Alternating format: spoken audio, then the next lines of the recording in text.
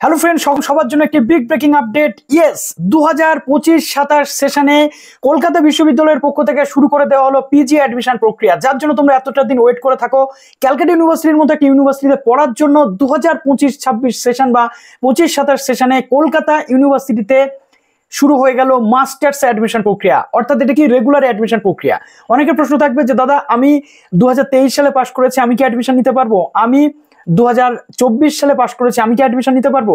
বা আমি 25 সালে গ্রাজুয়েশনের ফাইনাল সেমিস্টারে রয়েছি, রেজাল্ট এখনো বেরোয়নি, আমি কি অ্যাডমিশন নিতে পারবো বা কি অ্যাপ্লিকেশন করতে পারবো?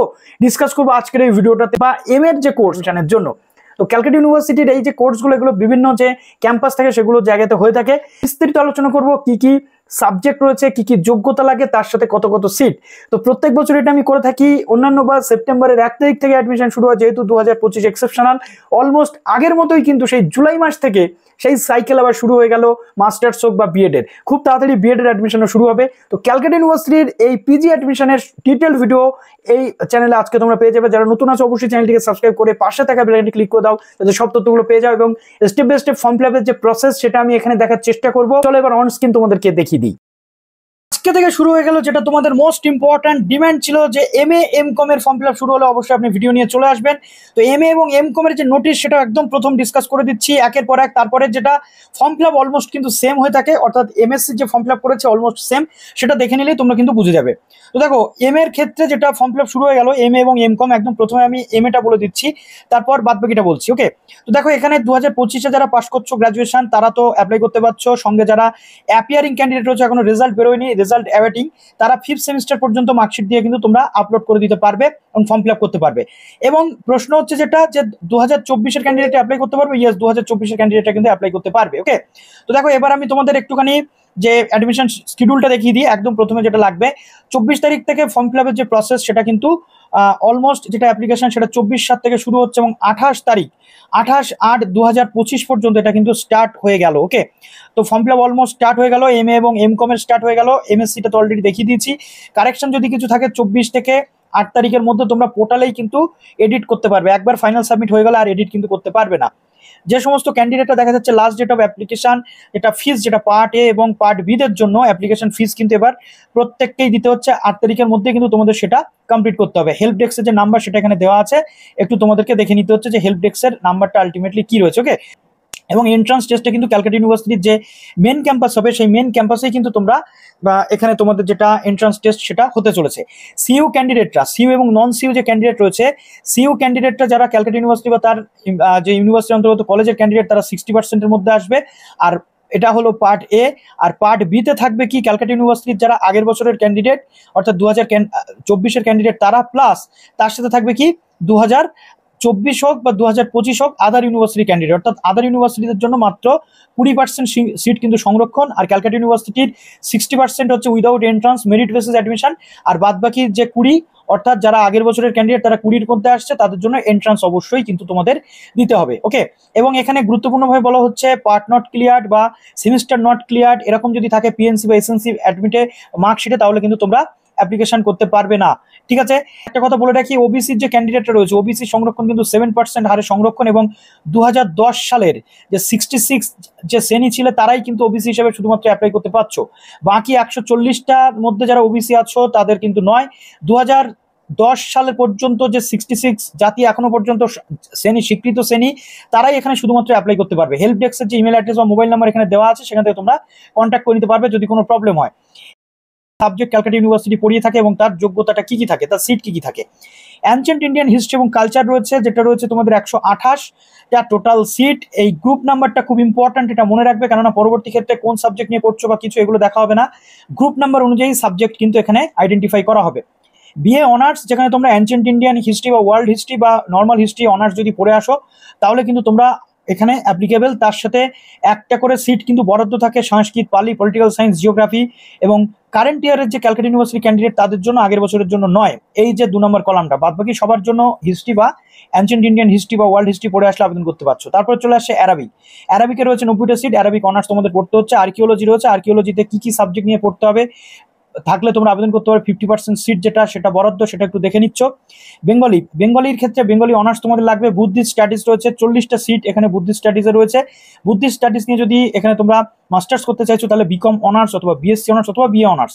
Ancient Indian history, culture, archaeology, Bengali, Buddhist studies বা কম্পারেটিভ লিটারেচার, এই টোটাল এই যে সাবজেক্টগুলো যদি তুমি পড়ো এখানে তুমি অ্যাপ্লিকেবল। কম্পারেটিভ ইন্ডিয়ান ল্যাঙ্গুয়েজ এবং লিটারেচার টোটাল 34টা সিট। যে কোনো ল্যাঙ্গুয়েজ গ্রুপ থেকে যদি তুমি পড়ে আসো, সেটা ইংলিশ হতে পারে, বাংলা হতে পারে, হিন্দি হতে পারে, লিঙ্গুইস্টিক হতে পারে, লিটারেচার হতে পারে, হিস্ট্রি, সোশিওলজি বা এই টোটাল যে সাবজেক্ট রয়েছে এই সাবজেক্টগুলো নিয়ে তুমি পড়লে এখানে তুমি আবেদনযোগ্য। ইকোনমিক্স, অনেকে তোমরা বলছিলে যে দাদা ইকোনমিক্সটা কোথায় গেল, ইকোনমিক্সটা কোথায় গেল। দেখো ইকোনমিক্সটা এই আর্টসের মধ্যে চলে এসেছে। ইকোনমিক্সটা তোমাদের আর্টস এমএসসি ইন ইকোনমিক্স বা তোমাদের এমএ ইন ইকোনমিক্সও কিন্তু তোমরা করতে পারছো। বিএসসি ইকোনমিক্স করেও কিন্তু তোমরা আবেদন কিন্তু করতে পারবে। ওকে, এবার দেখো এখানে যেটা প্রশ্ন হচ্ছে সেটা হচ্ছে যে এডুকেশন যারা বিএ অনার্স করেছো এডুকেশনে তারা এখানে আবেদন করতে পারছো। বিএডদের কথা কিন্তু মেনলি এখানে বলা নেই। ওকে, এবার চলো এডুকেশনটা দেখলাম, তারপর আমরা বিএ ইংলিশ অনার্স পড়লে আবেদন করতে পারছো 245টা টোটাল সিট। ফ্রেঞ্চের ক্ষেত্রে তোমরা ফ্রেঞ্চ অনার্স নিয়ে পড়লে আবেদন করতে পারছো। হিন্দির রিকোয়ারমেন্ট ছিল, হিন্দি এমএ করতে গেলে হিন্দিতে এখানে তোমাদের অনার্সে হিন্দি থাকতে হবে। তার সাথে রয়েছে হিস্ট্রির ক্ষেত্রে হিস্ট্রি অনার্স তোমাদের থাকতে হবে। একটা অ্যানশিয়েন্ট ইন্ডিয়ান হিস্ট্রি রয়েছে, এখানে কিন্তু তোমাদের শুধু হিস্ট্রি, এটা 168টা টোটাল সিট। তার সাথে রয়েছে ইসলামিক হিস্ট্রি এবং কালচার, যেখানে 169টা সিট রয়েছে। বিএ অনার্স, ঠিক আছে, এখানে হিস্ট্রি অথবা ইসলামিক হিস্ট্রি নিয়ে পড়লে আবেদন করতে পারছো। এবার চলে আসছে bachelor of library information science, master of library information science, এটা কিন্তু ইন্টিগ্রেটেড কোর্স হয়ে থাকে। 35টা টোটাল সিট। এখানে তোমরা পার্ট এ পার্ট বি দুটোভাবে তোমরা পড়তে পারছো। একটা হচ্ছে অনার্স গ্র্যাজুয়েট যারা ক্যালকাটা ইউনিভার্সিটি থেকে লাইব্রেরি স্টাডিজ করেছো তারা, আর পার্ট বি যারা মিনিমাম ব্যাচেলার ডিগ্রি নিয়েছো সঙ্গে অনার্স অথবা রিসার্চ উইথ অনার্স 4 ইয়ার্স বা honours graduate other than library studies from CU তারাও। অর্থাৎ এটা পার্ট বিদের জন্য যে কেউ লাইব্রেরি সায়েন্স নিয়ে যদি কেউ নাও পড়ো অনার্স গ্র্যাজুয়েট হলে তোমরা কিন্তু এখানে আবেদন করতে পারবে। ঠিক আছে, তারপর চলে আসছে জার্নালিজম মাস কমিউনিকেশন, 60টা সিট, ক্যালকাটা ইউনিভার্সিটির অন্যতম সেরা একটি কোর্স। BA honours journalism mass communication, এটা সিইউ ক্যান্ডিডেটদের জন্য শুধু। এবং এই এমএ যদি জার্নালিজম মাস কমিউনিকেশনে পার্ট বি যদি করতে চাও, সিইউ স্টুডেন্ট যদি না হয়ে থাকো, তাহলে অনার্স গ্র্যাজুয়েট যে কোনো সাবজেক্টে নন সিইউ ক্যান্ডিডেটরা এখানে আবেদনযোগ্য। কিন্তু ক্যালকাটা ইউনিভার্সিটির ক্যান্ডিডেট যারা আছো তারা মাস্টার্স করতে গেলে শুধুমাত্র অনার্স গ্র্যাজুয়েট কিন্তু হতে হবে জার্নালিজম মাস কমিউনিকেশনে, তবেই আবেদন করতে পারবে। তারপর চলে আসছে লিঙ্গুইস্টিক, 89টা এখানে টোটাল সিট রয়েছে। বিএ অনার্স লিঙ্গুইস্টিক, বাংলা, ইংরেজি, সংস্কৃত, পালি, ঠিক আছে, অ্যানশিয়েন্ট ইন্ডিয়ান হিস্ট্রি এবং culture, political science, philosophy, sociology নিয়ে যদি পড়ো তুমি লিঙ্গুইস্টিক নিয়ে এখানে মাস্টার্স করতে পারছো। তারপর চলে আসছে মিউজিওলজি, এখানে 30টা টোটাল সিট রয়েছে। বিএ অনার্স হিস্ট্রি, আর্কিওলজি, তারপর ইসলামিক হিস্ট্রি থেকে শুরু করে এতগুলো সাবজেক্ট যদি তুমি নিয়ে পড়ো তুমি এখানে আবেদনযোগ্য। তারপর পালি রয়েছে, তারপরে পার্সিয়ান রয়েছে, পার্সিয়ানে অনার্স দরকার। ফিলোসফির ক্ষেত্রে ফিলোসফি অনার্স দরকার হচ্ছে। পলিটিক্যাল সায়েন্সের ক্ষেত্রে পল সায়েন্স অনার্স, এবং এখানে সিটগুলো সব বলা আছে, একটু তোমরা দেখে নিচ্ছ, নাহলে ভিডিওটা কিন্তু অনেকটা বড় হয়ে যাবে, বুঝতে পারবে না। সোশিওলজির ক্ষেত্রে কিন্তু ক্যালকাটা ইউনিভার্সিটির অন্যতম সেরা একটি কোর্স। বিএ অনার্স নিয়ে পড়তে হচ্ছে সোশিওলজিতে। তারপরে সাউথ এশিয়ান হিস্ট্রি, যেটা এশিয়ান স্টাডিজ, যেটা 106টা সিট। এই কটা সাবজেক্ট পড়লে তোমরা আবেদনযোগ্য। উর্দু কিন্তু এখানে তোমাদের আছে। ঠিক আছে, এবার চলে আসছে বিভিন্ন যে কলেজগুলো আছে সেই কলেজগুলো কি কি সাবজেক্ট অফার করছে। আমরা টোটাল এখানে দেখলাম 26টা এমএ কোর্স। এবার দেখো এখানে তোমাদের বলে দেওয়া হয়েছে বেঙ্গলি, বেতন কলেজে বেঙ্গলি পড়ানো হয়, টোটাল সিট। এবার প্রশ্ন হচ্ছে দাদা আমি অ্যাপ্লিকেশনটা কি করে করবো। দেখো ক্যালকাটা ইউনিভার্সিটি সেন্ট্রালাইজ অ্যাডমিশন হয়, এখানে তুমি ইউনিভার্সিটির ক্যাম্পাসকে হায়ার প্রেফারেন্স 1-এ রাখবে, আর বাদবাকি যে কলেজগুলো রয়েছে সেখানে 3-এ রাখবে। যেমন ধরো তুমি ইউনিভার্সিটি মেন ক্যাম্পাসে বাংলাতে অ্যাপ্লাই করছো, তাহলে মেন ক্যাম্পাসটাকে হায়ার প্রেফারেন্স হিসেবে 1 নম্বর প্রেফারেন্স রাখবে। 2 নম্বরে যদি তুমি মেয়ে হয়ে থাকো তুমি বেতন রাখতে পারো বা আশুতোষ কলেজ রাখতে পারো। 3 নম্বর কলেজ, এইভাবে পরপর রাখবে, যাতে কি হবে কলেজে যদি তুমি চান্স পাও ভর্তি হয়ে যাবে, পরবর্তী ক্ষেত্রে ইউনিভার্সিটি মেন ক্যাম্পাসে সুইচ করতে পারবে। কিন্তু ইউনিভার্সিটিতে চান্স পেয়ে গেলে কলেজে কিন্তু সুইচ করা একটু চাপের ব্যাপার, এবং ইউনিভার্সিটির তুলনায় কলেজের যে টাকাটা সেটাও বেশি লাগে মেন ক্যাম্পাসে, এটা আমরা সবাই জানি। ওকে, তো এবার দেখো স্ক্রিনশট করে নিচ্ছ, না হলে অনেকটা কিন্তু সময় চলে যাবে, ভিডিওটা অনেক বড় হবে, তোমাদেরও কিন্তু ভালো লাগবে না। এবার দেখো এখানে যে এমকম কোর্সও কিন্তু ক্যালকাটা ইউনিভার্সিটিতে করানো হয়ে থাকে। এমকমের ক্ষেত্রে তোমাদের যেটা বলা হচ্ছে কমার্স ডে এবং কমার্স ইভিনিং সেকশনে করানো হয়ে থাকে মেন ক্যাম্পাসে। 419টা সিট রয়েছে ডে এবং 419টা হচ্ছে ইভিনিং। বিকম অনার্স তোমাদের লাগে এমকম করতে গেলে, তোমরা প্রত্যেকে জানো। এছাড়াও ক্যালকাটা ইউনিভার্সিটির টপ কিছু কলেজেস রয়েছে সেখানে এমকম কিন্তু করানো হয়ে থাকে, যেমন গোয়েঙ্কা কলেজ অফ কমার্স এবং বিজনেস অ্যাডমিনিস্ট্রেশন এমকম করানো হয়ে থাকে। 65টা সিট, বিকম অনার্স পড়লে তোমরা আবেদন করতে পারবে। তারপরে হচ্ছে বিজয় কৃষ্ণ গার্লস, তারপরে হচ্ছে Nababallygunge Mahavidyalaya, Netaji Nagar day college, Shibpur Dinabandhu institution যেটা হাওড়া, এবং যেটা রয়েছে তোমাদের প্রফুল্লচন্দ্র কলেজ। তো এই প্রত্যেকটা কলেজের সিট থেকে শুরু করে এগুলো তোমরা দেখতে পাচ্ছ। ওকে, যে হাইয়েস্ট প্রেফারেন্স তোমরা ইউনিভার্সিটি মেন ক্যাম্পাস রাখবে, বাদ বাকি কলেজগুলো পরপর রাখবে। অ্যাব্রিভিয়েশনগুলো খুব ইম্পর্টেন্ট, গ্রুপ নাম্বারগুলো ইম্পর্টেন্ট, একটু দেখে নিচ্ছ কোন কোন সাবজেক্টের জন্য কি কি গ্রুপ বা অ্যাব্রিভিয়েশন রয়েছে। যেমন ধরো বাংলা সিইউ, বাংলা যারা এমএ করতে চাইছো ক্যালকাটা ইউনিভার্সিটি মেন ক্যাম্পাস হলে সেখানকার কোড হবে বাংলা বিএনজি সিইউ। আর এটা যদি অন্য কোনো কলেজ হয় তাহলে সেই কলেজের কোডটা কিন্তু পাল্টে যাবে। ঠিক আছে, এটা একটু তোমরা বুঝে নিচ্ছ। এবার দেখো এখানে তোমাদের যেটা টেবিল ওয়াইজ, যে গ্রুপ ওয়াইজ সাবজেক্টের যে সিট সেগুলো বলা রয়েছে, অলরেডি আমি তোমাদের বলে দিয়েছি। কলেজগুলো একটু ধরে ধরে বা এই যে কোড ধরে ধরে বলা আছে। এবার চলো কি কি লাগবে একটু আমি তোমাদের বলে দিই। এখানে মূলত তোমাদের লাগবে স্ক্যান্ড কপি, যেগুলো প্রত্যেকটা মার্কশিট এবং ফাইনাল সেমিস্টারের যে মার্কশিট, ফাইনাল সেমিস্টারের মার্কশিট যদি তোমাদের না থাকে 5th সেমিস্টার পর্যন্ত দেবে, পরবর্তী ক্ষেত্রে আপডেট করে দেবে 6th সেমিস্টারের মার্কশিট বেরোলে। Caste certificate SC ST OBC যদি কিছু থাকে সেটা দেবে, তবে 66 এর মধ্যে যারা ওবিসি তারাই কিন্তু অ্যাপ্লাই করতে পারবে, এখানে বলা হয়েছে। পরবর্তী ক্ষেত্রে কোর্ট কেসের উপর ডিপেন্ড করে বাদ বাকি সবকিছু হবে। ডোমিসাইল যে সার্টিফিকেট সেটা তোমাদেরকে কিন্তু দিতে হচ্ছে, এবং কালার ফটোগ্রাফ যেটা রয়েছে 50 কেবির মধ্যে, এবং সিগনেচার যেটা রয়েছে 30 কেবির মধ্যে কিন্তু এটা তোমাদের দিতে হচ্ছে। ওকে, তো এই প্রত্যেকটা কলাম খুব ভালোভাবে তোমাদের ফিল আপ কিন্তু করতে হবে। এবার সিলেকশন প্রসিডিওরটা কি বলা হচ্ছে দেখো, 60% কারা ক্যালকাটা ইউনিভার্সিটি যারা কারেন্ট ইয়ারের ক্যান্ডিডেট, পার্ট এর ক্যান্ডিডেট, তারা 60%-এর মধ্যে থাকবে, তাদের মেরিট বেসিস অ্যাডমিশন হবে। তারা যদি চায় তারা এন্ট্রান্স দিতে পারে পার্ট বিদের সাথে একসাথে করে। ওকে, সেক্ষেত্রে তারা এন্ট্রান্স দিতে পারবে, কোনো প্রবলেম নেই, কিন্তু পার্ট এর ক্যান্ডিডেটদের জন্য এন্ট্রান্স কিন্তু ম্যান্ডেটরি নয়। পার্ট বিদের এই 40%-এর মধ্যে যারা আদার ইউনিভার্সিটির ক্যান্ডিডেট থাকবে, তার সাথে যারা 2024 অর্থাৎ প্রিসিডিং ইয়ারে ক্যালকাটা ইউনিভার্সিটি থেকে বা বিভিন্ন যে কলেজ আছে ক্যালকাটা ইউনিভার্সিটি সেখান থেকে গ্রাজুয়েট হয়েছে, তারা পার্ট বিতে থাকবে, এবং তাদেরও আদার ইউনিভার্সিটির সাথে কিন্তু এন্ট্রান্স মাস্ট দিতেই হবে। সিস্টেমে রয়েছে তাদের অনার্সের মার্কস, আর যারা সিবিসিএস রয়েছে তাদের অনার্স অর্থাৎ সিসি পেপার, স্কিল পেপার এবং ডিএসসি পেপারের মার্কস কিন্তু তোমাদের দেখা হবে। এইভাবে কিন্তু হবে। তারপর যদি টাই হয় তাহলে তোমাদের পাশের সাবজেক্টের যে মার্কস সেটা দেখা হবে। এবার দেখো আদার যে রুল রয়েছে সেটাও এখানে কিন্তু তোমরা দেখতে পাচ্ছ। পার্ট এ এবং পার্ট বি দের জন্য, পার্ট এর ক্যান্ডিডেটরা চাইলে এন্ট্রান্স দিতে পারে, নাও দিতে পারে, কিন্তু পার্ট বিতে ক্যালকাটা ইউনিভার্সিটি 24 ক্যান্ডিডেটদের এন্ট্রান্স দিতে হবে। আর কারেন্ট ইয়ারে যারা আদার ইউনিভার্সিটি ক্যান্ডিডেট রয়েছে লাইক ডাব্লিউবিএসসি বর্ধমান বা কল্যাণী, তাদেরও কিন্তু 24 হোক বা 25 হোক কোনো বাধ্যবাধকতা নেই, তাদের কিন্তু এন্ট্রান্স দিতেই হচ্ছে। তারপরে কাউন্সিলিং থেকে শুরু করে যে বিষয় রয়েছে সেগুলো। এবার আমরা একটু অ্যাপ্লিকেশন সেকশনটা দেখবো। দেখো মূলত অ্যাপ্লিকেশন ফি ক্যান্ডিডেট আদার দেন এসসি এসটি পিডব্লিউডি যারা রয়েছে তাদের কিন্তু তোমাদের 200 টাকা করে প্রত্যেকের, পার্ট এ পার্ট বি প্রত্যেকটা ক্যান্ডিডেটের এবার কিন্তু অ্যাপ্লিকেশন ফিস লাগছে। আর এখানে তোমাদের যেটা রয়েছে দেখো, এসসি এসটি পিডব্লিউডি দের লাগছে কিন্তু 100 টাকা। আর যারা এন্ট্রান্স দেবে পার্ট বি, সেটা ক্যালকাটা হোক বা আদার ইউনিভার্সিটি, তাদের কিন্তু এসসি এসটি পিডব্লিউডি বাদে 400 টাকা করে লাগছে।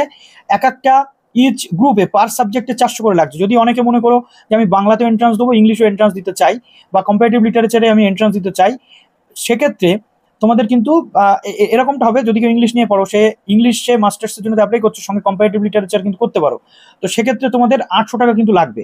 ঠিক আছে, 400 প্লাস 400 800 টাকা। আর এন্ট্রান্স টেস্টের জন্য এসসি এসটি পিডব্লিউডিদের জন্য পার সাবজেক্ট কিন্তু 200 টাকা লাগবে। অনেকে বলবে যে দাদা আমি দুটো সাবজেক্টে কি এন্ট্রান্স দিতে পারবো? অবশ্যই দিতে পারবে, যেটাতে চান্স পাবে সেটাতে তুমি অ্যাডমিশন নিয়ে নিও। এবার চলে আসে ফি স্ট্রাকচার দেখো 1625 টাকা মতো অ্যাডমিশন ফিস তোমাদের লাগে, আর 200 টাকা করে পার যে ট্রান্সফার ফিস যদি লাগে সেক্ষেত্রে এটা কিন্তু থাকবে। তো এইভাবে পুরো প্রসেস কিন্তু তোমাদের হতে চলেছে। জাস্ট এখানে ক্লিক হেয়ার টু অ্যাপ্লাইতে করছো, ক্লিক হেয়ার টু অ্যাপ্লাইতে ক্লিক করার পর ক্রিয়েট নিউ অ্যাকাউন্টে তুমি ক্লিক করছো। ক্রিয়েট নিউ অ্যাকাউন্টে ক্লিক করার পর এখানে তোমাকে যেটা করতে হচ্ছে সেটা I read all the instruction, তারপরে কোর্স টাইপ এখান থেকে সিলেক্ট করে নিচ্ছ, এমএ এমএসসি ইকোনমিক্স নাকি MSc MA under faculty of science, এখান থেকে কিন্তু তোমরা অ্যাপ্লাই করতে পারছো। তো জাস্ট এটাতে তোমরা এমকম বা এগুলো ক্লিক করছো। যদি ক্যালকাটা ইউনিভার্সিটি ক্যান্ডিডেট হয়ে থাকো তাহলে এখানে রেজিস্ট্রেশন নাম্বার লাগবে, নন সি হয়ে থাকলে এই জায়গাটা থাকবে না। বাদ বাকি আমি তোমাদেরকে দেখাচ্ছি কিভাবে কি পুরো প্রসেসটা করতে হবে। তো যেহেতু এমএ এবং এমএসসির form fill up almost same, তাই আমি সেম ফর্ম ফিল আপের যে প্রসেস সেটা তোমাদের আরও একবার দেখিয়ে দিচ্ছি। শুধু জাস্ট এমএসসির জায়গাতে তোমাদের কিন্তু এমএ বা এমকম করে দিতে হবে, একদম তোমরা বুঝে যাবে। তারপর এখানে তোমাদের দিতে হবে inter last examination roll number, অর্থাৎ যাদের এখানে ধরো রয়েছে তোমার সিইউ ক্যান্ডিডেট যদি তুমি হও তাহলে তোমার যে 6th সেমিস্টার রোল নাম্বার সেটা এখানে তুমি দিয়ে দিচ্ছ। অ্যাপিয়ারিংরাও তো রোল নাম্বার পেয়ে গেছো, দিয়ে দিচ্ছ। তারপরে ক্যালকাটা ইউনিভার্সিটির যে রেজিস্ট্রেশন নাম্বার সেটা দিতে হচ্ছে। আর নন সিইউ যে সমস্ত ক্যান্ডিডেট তাদের কিন্তু রেজিস্ট্রেশন নাম্বার দেওয়ার দরকার নেই, কিন্তু ক্যালকাটা ইউনিভার্সিটির জন্য রেজিস্ট্রেশন দিতে হবে। ওকে, তারপরে তোমাদের এখানে চলে আসছে ফার্স্ট নেম বা লাস্ট নেম, অ্যাপ্লিক্যান্টের লাস্ট নেম, তোমার ইমেল আইডি দিতে হচ্ছে। ইমেল আইডিটা আরেকবার তোমাদেরকে এখানে দিতে হচ্ছে। অ্যাপ্লিক্যান্টের যে মোবাইল নাম্বার সেটা এখানে কিন্তু তোমাকে দিতে হচ্ছে।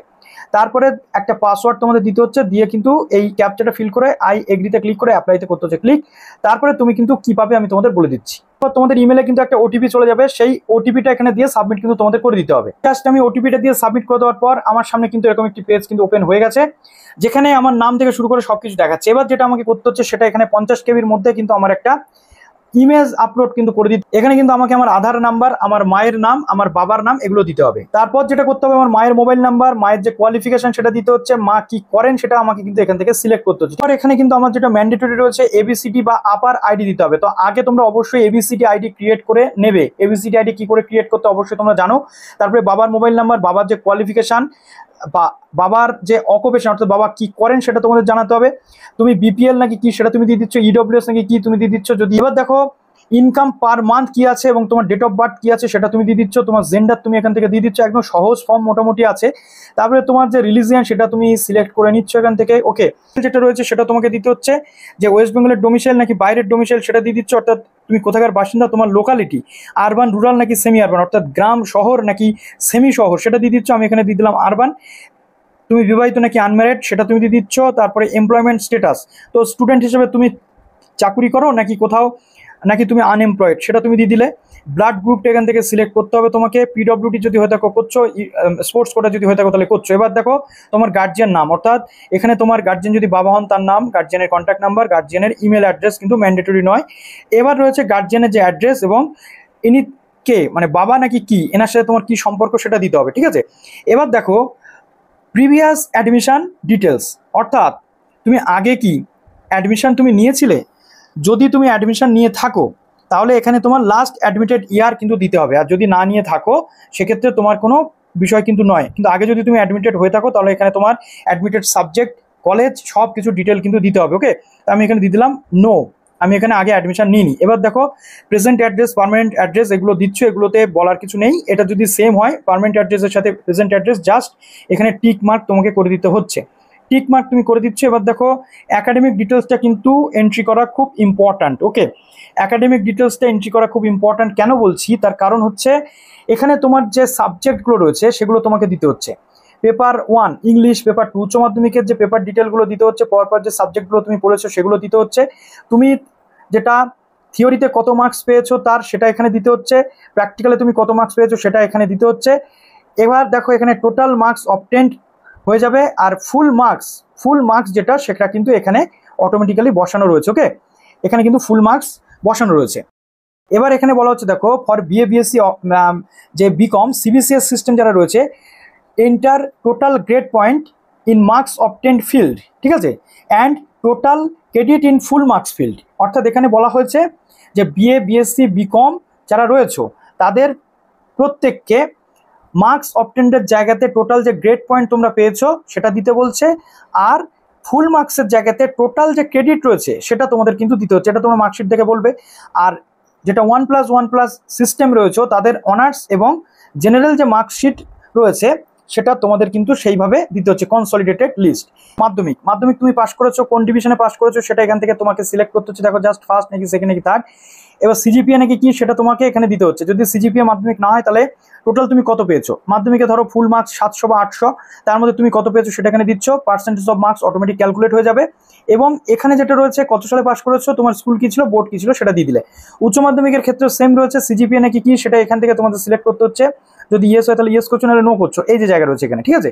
এবার দেখো এইখানে জাস্ট মার্কস অবটেন্ড অর্থাৎ উচ্চ মাধ্যমিকে কত পেয়েছো সেটা এখানে দিচ্ছ। টোটাল কতর মধ্যে পরীক্ষা হয়েছিল 500-এর মধ্যে, এখানে পার্সেন্টেজ অফ মার্কস এবং কত সালে পাস করেছো এবং তার স্কুলের নাম কি ছিল এবং এখানে তোমাদের বোর্ডের নাম কি ছিল সেটা দিয়ে দিলে। এবার চলে আসে গ্র্যাজুয়েশন। তো চলো কি পড়েছো তুমি, বিএ বিএসসি বিকম নাকি কি পড়েছো সেটা এখান থেকে সিলেক্ট করছো। ধরো আমি এটা পড়েছি, তো এটা আমার ছিল দেখা যাচ্ছে সিজিপিএ, ঠিক আছে, অর্থাৎ আমার এখানে যেটা ছিল সেমিস্টার সিস্টেম। তো আমি ফার্স্ট ক্লাস পেয়েছি, আমি এখানে দিয়ে দিলাম ফার্স্ট। ওকে, তারপর দেখো এখানে percentage of marks obtained marks অর্থাৎ সিজিপিএ আমি কি পেয়েছি সেটা আমি এখানে কিন্তু দিয়ে দেবো। ওকে, কি বলা হচ্ছে যে BA BSc BCom semester enter যেটা তুমি পেয়েছো সিজিপিএ সেটা এখানে দিচ্ছ, আর ফুল মার্কস বা টোটাল যে ক্রেডিট কত ছিল, কতর মধ্যে তুমি ওই মার্কসটা পেয়েছো, টোটাল ক্রেডিট পয়েন্ট এখানে কিন্তু দিতে হবে টোটাল ক্রেডিট, আর এখানে দিতে হবে টোটাল যে সিজিপিএ তুমি পেয়েছো সেটা। ওকে, তারপর রয়েছে ইয়ার অফ পাসিং এখানে দিচ্ছ, দিয়ে তুমি কিন্তু করে দিচ্ছ। এবার যদি আরও কিছু তোমাদের থাকে এখানে অ্যাড কিন্তু করতে পারছো। এবার চলে আসে গ্র্যাজুয়েশনের যে ডিটেল সেটা। তো দেখো এখানে পার্ট সিস্টেমের জন্য এটা, আর এখানে কিন্তু সিবিসিএস সিস্টেমদের জন্য, তো আমি সিলেক্ট করেছি সিবিসিএস সিস্টেমদের জন্য। তো এই জায়গাটা কিন্তু খুব ইম্পর্ট্যান্ট, ঠিক আছে। একদম মার্কশিটটা খুলে কিন্তু তোমাদের এই ফর্ম ফিল আপটা করতে হবে। তো ধরে নাও যে তোমার কোন সাবজেক্টে অনার্স, একদম প্রথমে এখানে তোমাদের অনার্স সাবজেক্টটা কিন্তু দিতে হবে। তো ধরে নাও এখানে আমার ফিজিক্স অনার্স, ঠিক আছে। পাশের সাবজেক্ট কি, আমার কেমিস্ট্রি এবং ডেটা সায়েন্স। এটা আর্টসের ক্ষেত্রে সেম হবে বা সায়েন্সের ক্ষেত্রে, কমার্সের ক্ষেত্রে সেম হবে।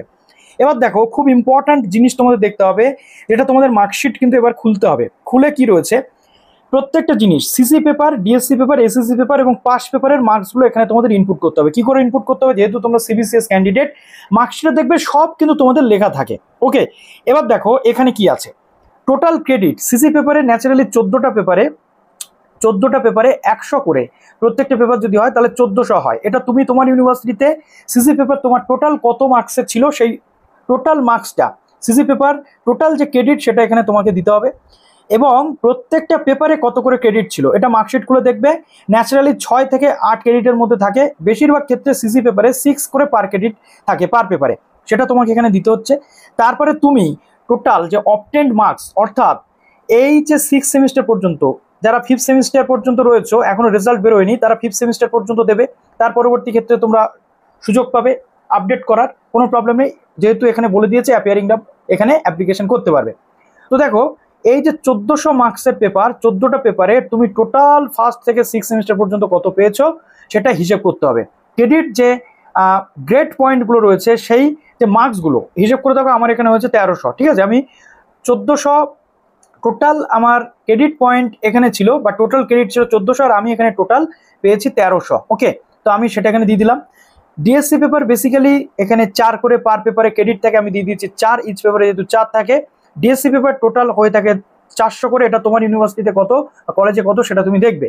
400 আমি দিয়ে দিয়েছি টোটাল ক্রেডিট, আর ডিএসসি পেপারে আমি কত পেয়েছি সেটার মার্কস আমি দিয়ে দিয়েছি ধরে নাও 270 এই 400-র মধ্যে, ঠিক আছে। এবার চলে আসছে আমার এসএসসি পেপার। এসএসসি পেপারে টোটাল ক্রেডিট থাকে কিন্তু 200, এটা তুমি তোমার মার্কশিট দেখে দেখবে, কোথাও 300 থাকতে পারে, কোথাও 150 কিন্তু থাকতে পারে, বা কোথাও 200 থাকতে পারে। তো এখানে আমার রয়েছে 200, আমি দিয়ে দিলাম। এটা তুমি তোমার মার্কশিট দেখে আন্দাজে দেবে না, মার্কশিট দেখেই কিন্তু দেবে, মার্কশিটের পিছনে বা কোনো দিকে কিন্তু লেখা থাকে। এসএসসি পেপারে আমার সাম অফ অল গ্রেড আমি টোটাল পেয়েছি কত, 150, এটা দিয়ে দিলাম। এবার চলে আসছে এই যে সেকশনটা, এখানে বেসিক্যালি আমরা জানি যে আমাদের পাস পেপারগুলোতে কোথাও 150 কোথাও 200 করে কিন্তু থাকে। এই পাস পেপারের টোটাল ক্রেডিট কত ছিল সেটা এবার তোমাকে হিসেব করে নিতে হবে, প্রত্যেকটা পেপারে কত কত ক্রেডিট ছিল, টোটাল ক্রেডিটগুলো আলাদা করে তুমি যোগ করে হিসেব করে নেবে। আমার এখানে হয়েছে 200, ঠিক আছে। আর পার পেপারে পাস পেপারে কত করে ক্রেডিট আমার রয়েছে 2 করে। তো এখানে তোমার কত সেটা তুমি বসাবে, আমি দিয়ে দিলাম 2। আমি কত পেয়েছি সাম অফ অল গ্রেড, যেটা 1 থেকে 6 সেমিস্টার পর্যন্ত পাস পেপারে, সেটা হচ্ছে 150 পেয়েছি। ঠিক সেমভাবে ডেটা সায়েন্স সেটাও আমি কিন্তু ফিল আপ করে দিয়েছি, এটা তুমি তোমার ডিটেল দেখে ফিল আপ করবে। ওকে, এবার চলে আসছে এস প্রুফ যে ইমেজ, সেটা 200 কেবির মধ্যে এখানে তোমাদের ইমেজটা আপলোড করতে হবে জেপিজি অথবা জেপেগ ফরম্যাটে। একটা বিষয় বলে দিই, একটা করে ফটো তোমরা আপলোড করবে টোটাল ডিটেল করে, আর এই যে ক্যাপচারটা ফিল আপ করবে করে সেভ অ্যাজ ড্রাফট করবে, নাহলে এখানে যদি কোনো কিছু ভুল হয় তাহলে কিন্তু ওই সেভটা হবে না, আবার নতুন করে এগুলো আপলোড করতে হয়। অতএব এই ঝামেলা থেকে যাতে তোমরা মুক্তি পাও সেজন্য বলে দিলাম। তারপরে সিগনেচার রয়েছে 30 কেবির মধ্যে, হোয়াইট ব্যাকগ্রাউন্ডে কিন্তু সিগনেচার হতে হবে, ফটোটাও কিন্তু সেইভাবে থাকতে হচ্ছে। আর আদার ডকুমেন্টস যদি তোমাদের থাকে, ধরে নাও তোমাদের আদার যে ডকুমেন্ট রয়েছে, অন্য কোনো ডকুমেন্ট দেখা যাচ্ছে তোমাদের যে ইডব্লিউএস বা এগুলো পিডব্লিউডি, সেটা তুমি এখানে কিন্তু আপলোড করে দেবে। ওকে, এবার দেখো সবচেয়ে গুরুত্বপূর্ণ পার্ট চলে এসেছে, যেটা মার্কশিট। ডকুমেন্ট টাইপ কি, এখানে মার্কশিট, এখানে ক্লিক করো, দেখো মার্কশিট দেখাবে। এখানে বলা হচ্ছে অল 6 সেমিস্টার মার্কশিট স্ক্যান করে একটা নির্দিষ্ট ফাইলের মধ্যে তুমি 6টা সেমিস্টারের মার্কশিট 1 2 3 4 5 6 করে করতে পারো, অথবা এখানে যেটা অপশন রয়েছে অ্যাড মোর, ঠিক আছে, অ্যাড মোর করেও কিন্তু তুমি 6টা সেমিস্টার মার্কশিট এখানে একটা আপলোড করলে, এখানে একটা আপলোড করলে, এইভাবে 6টা পরপর কিন্তু তুমি আপলোড করতে পারো। আবার তুমি চাইলে এটাকে রিমুভ করতে পারো বা একসাথে আপলোড করে দিতে পারো। কিভাবে আপলোড করতে হবে, 200 কেবির মধ্যে জেপিজি অথবা জেপেগ ফরম্যাটে আপলোড করতে হবে, পিডিএফ কিন্তু করতে বারণ করেছে, জেপিজি ফরম্যাটে তোমাদের আপলোড করতে হবে। এই পুরোটা আপলোড করার পর এখানে তুমি করে দিচ্ছ ক্যাপচা ফিল আপ, তারপর ডিক্লারেশন দিয়ে সেভ অ্যাজ ড্রাফট অথবা কন্টিনিউ করছো। আগে তো সেভ অ্যাজ ড্রাফট করছো যাতে এটা না হারিয়ে যায়, কন্টিনিউ করলে অনেক সময় এরর হয়, তাই সেভ অ্যাজ ড্রাফট তুমি করে দেবে। তারপরে তুমি কন্টিনিউতে করবে, করার পর তোমার ওখানে সাবজেক্ট সিলেকশন এবং প্রেফারেন্স কিন্তু দেবে। তো চলো সেটা আমি করে তোমাদের দেখাচ্ছি। এই জায়গাতে কিন্তু একটা গুরুত্বপূর্ণ যে পয়েন্ট আমরা মিস করে গেছি সেটা হচ্ছে যে এই ক্যাটাগরির ক্ষেত্রে এখনো পর্যন্ত কিন্তু হাইকোর্ট যেহেতু রদ্দ করে দিয়েছে ওবিসি এ ওবিসি বি, এখানে কিন্তু রেখে দেওয়া হয়েছে। এখানে তোমাদের কিন্তু একটা কনফিউশন অবশ্যই থাকবে যে আমরা কোন ক্যাটাগরির মধ্যে পড়ছি, ঠিক আছে, বা আদার ব্যাকওয়ার্ড ক্লাস। তো আমি তোমাদের বলবো এই আদার ব্যাকওয়ার্ড ক্লাস এ, আদার ব্যাকওয়ার্ড ক্লাস বি বা শিডিউল টাইপ তো কোনো ব্যাপার না, কিন্তু এ বি এখানে রয়েছে, সঙ্গে আদার ব্যাকওয়ার্ড ক্লাসের যে অপশন সেটাও রয়েছে। এইখানে একটু কনফিউশন তোমাদের থাকা উচিত। তার কারণ হচ্ছে একটাই, কি কারণ না, কারণটা হচ্ছে যে কোর্ট যেহেতু বলেছে এ বি কিছু রাখা যাবে না, 7% দিয়ে শুধু ওবিসি রাখতে হবে, তাই একটা কনফিউশন কিন্তু এখানে রয়েছে। যদিও 7% আরে সংরক্ষণ দেবে সেটা কিন্তু বলেই দিয়েছে ইউনিভার্সিটি, তারপরেও কেন এই জিনিস, এটা নিয়ে আমাদের যথেষ্ট কনফিউশন রয়েছে। ওকে, এখানে তোমরা আদার ব্যাকওয়ার্ড ক্লাসটা দিয়েই কিন্তু তুমি করছো। ওকে, এরপর যে অপশনটা তোমরা পাবে এই সবটা কমপ্লিট করার পর ক্যাপচা দেবে, ডিক্লারেশনটা দিয়ে দেবে, দিয়ে সেভ অ্যাজ ড্রাফট করে দেবে, যাতে এই কন্টিনিউ করে দেওয়ার পর এরর না চলে আসলে সমস্যা হয়ে যায়, নাহলে সবটা কিন্তু মুছে যাবে। তো এখানে জাস্ট কন্টিনিউতে ক্লিক করবে এবং নেক্সট পেজ যেটা ফাইনাল সাবমিশন অপশন, সেখানে যেহেতু তুমি ফিজিক্স নিয়ে অনার্স বা ফিজিক্স আমি সিলেক্ট করেছি, এখানে আমাদের সাবজেক্ট অপশন দেবে ফিজিক্স নাকি ফিজিক্সের সাথে আর কি কি সেটা। তো আমি সেখান থেকে সিলেক্ট করে দেবো, দিয়ে এবার প্রেফারেন্স সিলেকশনটা ইম্পর্ট্যান্ট। আমি যদি ক্যালকাটা ইউনিভার্সিটিতে পড়তে চাই, যেটা আমার ড্রিম হয়ে থাকে, আমি হায়ার প্রেফারেন্স হিসেবে ক্যালকাটা সিলেক্ট করবো। 2 নম্বরে বাদবাকি যে অ্যাফিলিয়েটেড কলেজ সেটা সিলেক্ট করবো। এতে করে কি হবে, যদি আমি 2 নম্বরে সুযোগ পেয়ে যাই অন্য কোনো কলেজে, সেখানে আমি অ্যাডমিশন নিয়ে নেব, নিয়ে পরবর্তী ক্ষেত্রে আমি ক্যালকাটা ইউনিভার্সিটির মেন ক্যাম্পাসে কিন্তু সুইচ করতে পারবো, সেটা সুযোগ কিন্তু দেয়। কিন্তু ক্যালকাটা ইউনিভার্সিটি থেকে কোনো ক্যাম্পাসে কিন্তু সুইচ করার সুযোগ সেই অর্থে খুব বেশি থাকে না, তাই হায়ার প্রেফারেন্সে সবসময় সেটা যাবে, গিয়ে আমি লাস্টে গিয়ে কিন্তু সাবমিট করে দেবো। তারপরে আমার ফর্ম প্রিন্টিংয়ের অপশন আসবে, আমি সেটা কিন্তু প্রিন্ট করে নেবো। আর যারা এন্ট্রান্স দেবে লাইক আদার ইউনিভার্সিটির স্টুডেন্ট, সঙ্গে ক্যালকাটা ইউনিভার্সিটির যারা লাস্ট ইয়ারের স্টুডেন্ট আছো, তাদের তো এন্ট্রান্স দিতে হবে, তারা পার্ট বির মধ্যে পড়ছো, সেক্ষেত্রে তোমাদের কিন্তু যে অ্যাপ্লিকেশন ফিজ অর্থাৎ এন্ট্রান্সের জন্য যে চার্জেস রয়েছে সেই চার্জেসটা কিন্তু পেমেন্ট করতে হবে, করে পরবর্তী ক্ষেত্রে তোমাদের বাদবাকি যে প্রসেস সেগুলো কিন্তু হবে, এবং সেটাকেও তোমরা সেই যে পেমেন্টের ফিজ সেটাও কিন্তু রেখে দেবে, পরে সেটা কিন্তু কাজে লাগবে। তো চলো ভিডিওটা এখানে শেষ করলাম, কেমন লাগলো অবশ্যই কমেন্টে জানাও। ভালো তো সবাই, বেস্ট অফ লাক।